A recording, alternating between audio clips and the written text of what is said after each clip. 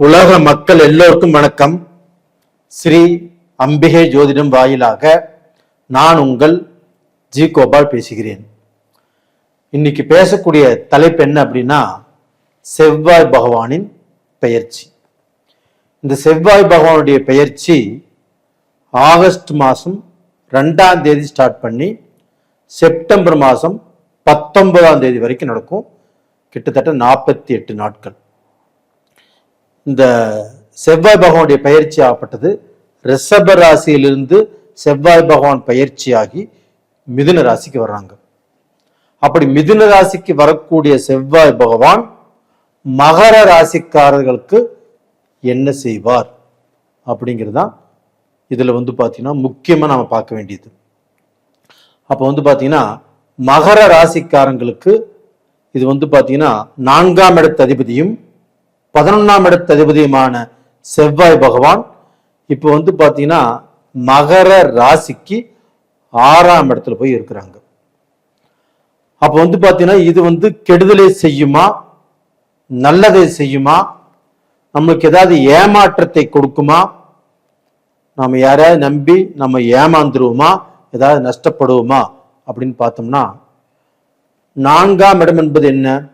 ஒரு பூமி, ஒரு சொத்து, தாய் சம்பந்தப்பட்ட விஷயங்கள், அதுபோக படிப்பு சம்பந்தப்பட்டது, இந்த மாதிரியான இடத்தை குறிக்கிறதா 4ஆம் இடம். அப்போ அந்த 4ஆம் இடம் இதற்கு சம்பந்தப்பட்டதுனால அந்த 4ஆம் இடத்து அதிபதி 6ஆம் இடத்துல போய் இருக்கிறதுனாலையும், அதுவுமே மிதுனத்துல செவ்வாய்க்கும் மிதுனத்துக்கும் அதாவது புதனுக்கும் ஆகாது. அந்த வீட்டுல செவ்வாய் இருக்கிறதுனாலையும் நீங்க கொஞ்சம் ஜாக்கிரதையாக இருக்கணும். எந்த விஷயத்துல ஜாக்கிரதையாக இருக்கணும் அப்படின்னா, இடம் சம்பந்தப்பட்ட விஷயம், பூர்வீக சொத்து சம்பந்தப்பட்ட விஷயம், ஒரு சொத்து வாங்குவது சம்பந்தப்பட்ட விஷயம், ஒரு காடு வாங்குறோம், தோட்டம் வாங்குறோம், இல்லைன்னா சைட்டு வாங்குறோம், இந்த மாதிரி விஷயத்துல ரொம்ப ஜாக்கிரதையாக இருப்பது நல்ல விஷயம். அதுபோக இன்னைக்கு அம்மா, உங்களுடைய தாய், உங்களோட இருக்கக்கூடிய அந்த உறவு முறைகள் கண்டிப்பாக ஏதாவது ரூபத்துல மனஸ்தாபமோ மன கஷ்டமோ வரக்கூடிய வாய்ப்புகள் உருவாகும். இல்ல தாய் வகையில வரக்கூடிய சொத்துக்களால உங்களுக்கு பிரச்சனைகள் வரக்கூடிய அளவுக்கு வாய்ப்புகள் இருக்கிறது. இப்ப தாய் சொத்து ஏதோ ரூபத்துல நாம இப்ப பங்கு போட்டுக்கலாம், இல்ல உங்க பங்கு போடக்கூடிய ஒரு நிர்பந்தம் இல்ல ஒரு சூழ்நிலை வருது குடும்பத்துல, இந்த மாசத்துல கண்டிப்பாக அதை அவாய்ட் பண்ணுங்க. ஒரு 48 நாளைக்கு வேண்டாம். ஆனா அதே சமயத்துல அந்த செவ்வாய் பகவான் ஆப்பட்டது உங்களுக்கு 8ஆம் பார்வையாக உங்களுடைய ராசியவே பார்க்கிறார்.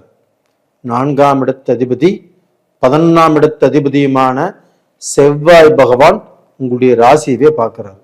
அப்போ உங்க ராசியை பார்க்கும் போது உங்களுக்கு நல்ல சுறுசுறுப்பு கிடைக்கும், ஒரு வேகம் வரும். அதே சமயத்துல அந்த வேகம் என்ன செய்யும் அப்படின்னா, எந்த முடிவையும் சடால்படால் எடுப்பீங்க. இதனால ஏதாவது வம்புல மாட்டிக்கக்கூடிய அளவுக்கு வாய்ப்புகள் உருவாகும், ஏதாவது ரூபத்துல நஷ்டப்படக்கூடிய அளவுக்கு வாய்ப்புகள் உருவாகும். நீங்க எடுக்கக்கூடிய தவறான முடிவுகளால் தவறான பலனை அனுபவிப்பீங்க. அதனால மகர ராசிக்காரர்கள் இந்த செவ்வாய் பயிற்சியில கொஞ்சம் ஜாக்கிரதையாக இருப்பது நல்ல விஷயம். அதுபோக அதே செவ்வாய் பகவான் உங்களுடைய ராசிக்கு 12ஆம் இடத்தை பார்க்கறாங்க. அப்ப இந்த 12ஆம் இடத்தை செவ்வாய் பார்க்கும் போது, உங்க லாபாதிபதி 12ஆம் இடத்தை பார்க்கும் போது உங்களுக்கு ஏதாவது ரூபத்துல ஒரு விரயம், இல்லைன்னு ஏதாவது ஒரு நஷ்டம், ஏதாவது ரூபத்துல ஒரு ஏமாற்றம், இல்ல பாத்தீங்கன்னா உங்க நண்பர்களால் ஏமாற்றம், உங்க ஃப்ரெண்ட் சர்க்கிளால் ஏமாற்றம், உங்களுடைய சொந்த பந்தத்தால் ஏமாற்றம், இது மாதிரி ஏதாவது ஒரு நம்பிக்கை மோசம் இந்த காலகட்டத்தில் வரக்கூடிய அளவுக்கு வாய்ப்புகள் இருக்கிறது. அப்ப இந்த சமயத்துல மகர ராசிக்காரர்கள் ரொம்பவுமே ஜாக்கிரதையாக இருப்பது அப்படிங்கிறது நல்ல விஷயம். சார், நான் இவங்களை நம்பி ஏமாந்துட்டேன், இவங்கனாலதான் எனக்கு இவ்வளவு பெரிய லாஸ் ஆச்சு அப்படின்னு பாத்தீங்கன்னா ஏதாவது ஒன்று நடந்ததுக்கு அப்புறம் வருத்தப்பட்டு பிரயோஜனம் இல்லை. ஆனா அது போக உங்களுடைய ராசியை குரு பகவான் பார்க்கிறார். கடகத்திலிருந்து 7ஆம் பார்வையாக மகர ராசியை குரு பகவான் பார்க்கிறாரு. இது ஒரு நல்ல விஷயம். ஒரு உச்ச குரு உங்களுடைய ராசியை பார்ப்பது அப்படிங்கிறது ஒரு யோகம். 12 வருடம் கழித்து குரு உச்சமடைந்து அந்த உச்ச பார்வையால் உங்க ராசியை பார்ப்பது அப்படிங்கிறது ஒரு மிகுந்த யோகம். அப்ப இந்த யோகம் உங்களுக்கு கிடைக்கும் போது வேற எந்த விதத்திலையும் நீங்க ஏமாற மாட்டீங்க. ஆனால் அது மாதிரி சந்தர்ப்பங்கள் வரும்போது கொஞ்சம் ஜாக்கிரதையா இருங்க. அதுபோக உங்களுடைய ராசிநாதன் சனி பகவான், அந்த சனி பகவானையும் குரு பகவான் உங்க ராசிக்கு 3ஆம் இடத்தை அந்த குரு பகவானும் 9ஆம் பார்வையாக பார்க்குறாங்க சனி பகவானு. அப்போ இந்த சனி பகவானை குரு பகவான் பார்க்கறதுனால உங்களுடைய ராசிநாதன் உங்களுக்கு கெடுதல் செய்ய மாட்டார். அப்ப 3ஆம் இடத்துல ராசிநாதன் இருப்பதும் யோகம். அந்த 3ஆம் இடத்து அதிபதி அந்த 3ஆம் இடத்தை பார்ப்பதும் யோகம். அந்த 3ஆம் இடத்துல சனி இருப்பதும் யோகம். அந்த சனி தொழில்காரகன். அப்போ தொழில்ல நீங்க பாத்தீங்கன்னா இதற்கு முன்னாண்ட கஷ்டப்பட்டிருக்கலாம், ஒரு தொழில் செஞ்சு சிறப்பா அமையலையே அப்படின்னு வேதனைப்பட்டிருக்கலாம். அடுத்தவங்களை நம்பி பார்ட்னர்ஷிப் போட்டு இது மாதிரி நம்பி ஏமாந்துட்டுமே அப்படிங்கிற சூழ்நிலை உங்களுக்கு வந்திருக்கலாம். அப்போ பாத்தீங்கன்னா ஏதாவது ஏமாற்றங்கள் சந்திச்சிருப்பீங்க. அது போல பாத்தீங்கன்னா ஏதாவது லாஸை சம்பாதிச்சிருப்பீங்க. இது மாதிரியான சூழ்நிலைகள் இனிமேல் கண்டிப்பாக வராது.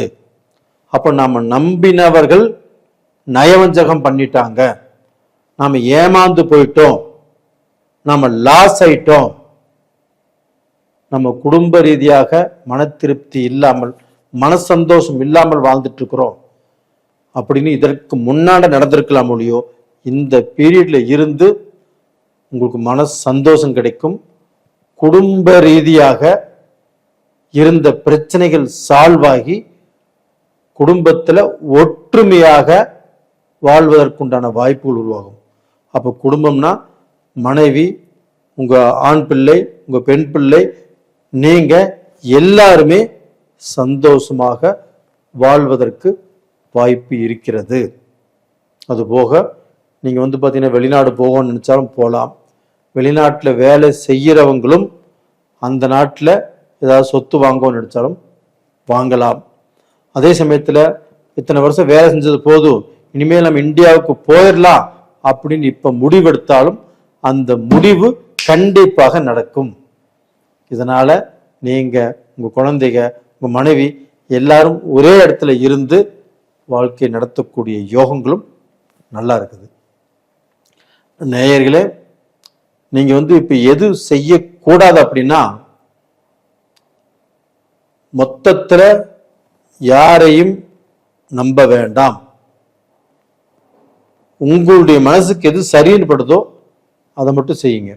இல்லைன்னா பார்த்தீங்கன்னா உங்க லைஃப் பார்ட்னரை கேட்டு நீங்க எது வேணா செஞ்சுக்கலாம். அப்போ பெண்ணுக்கும் அதுதான், ஆணுக்கும் அதுதான். பெண்கள் பார்த்தீங்கன்னா வேலையிலையும் நிறைய கஷ்டங்கள் பட்டுட்டாங்க, சொந்த பிஸ்னஸ் பண்ணியும் இதுக்கிடையில லாஸ் ஆயிட்டாங்க, அடுத்தவங்களை நம்பியும் மோசம் போயிட்டாங்க. இந்த பீரியட்ல இருந்து எல்லாரும் சந்தோஷமாக மன நிறைவாக வாழ்வதற்குண்டான வாய்ப்பு வந்தாச்சு.